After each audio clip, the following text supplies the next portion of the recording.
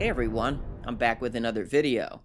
Last week I mentioned that filming for House of the Dragon had been delayed for a little over a month until April 17th.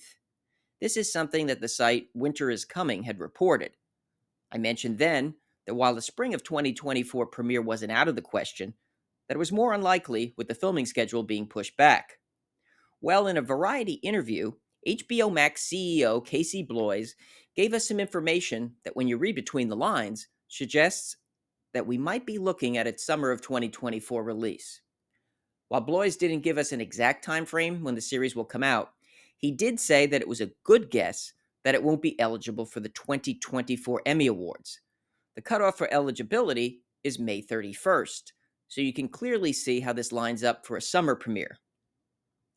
Now, if you want to take a more pessimistic approach, you could make a case for it being delayed even longer, since Bloys did not give a firm timeline. But the production for season 1 took about 6 months. With an end date for filming now being pushed back to late December of this year, the release lines up more for the summer than the fall if everything goes well. And at this point, a few more months isn't a big deal if they get things right. It's already a very long wait in between seasons, so I don't think the summer instead of the spring is that big of a deal. So, what about the spin offs?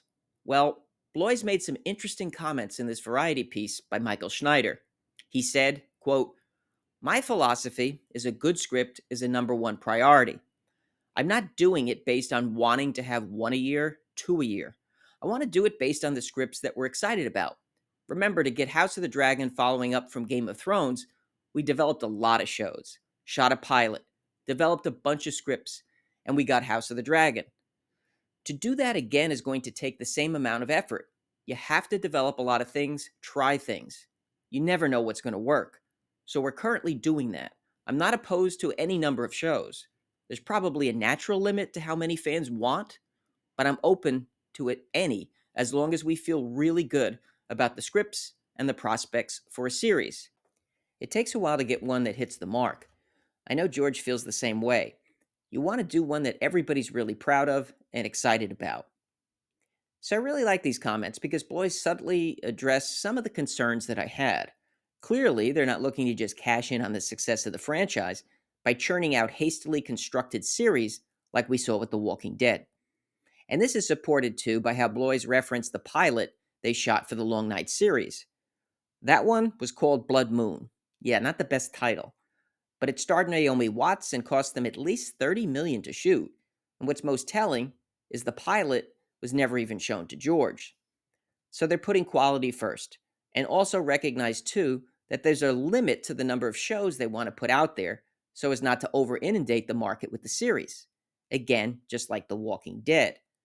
I'd call The Walking Dead a franchise, but after losing over 90% of their audience, it's only a franchise still in the mind of Scott Gimple, who just keeps creating more spin offs for some reason.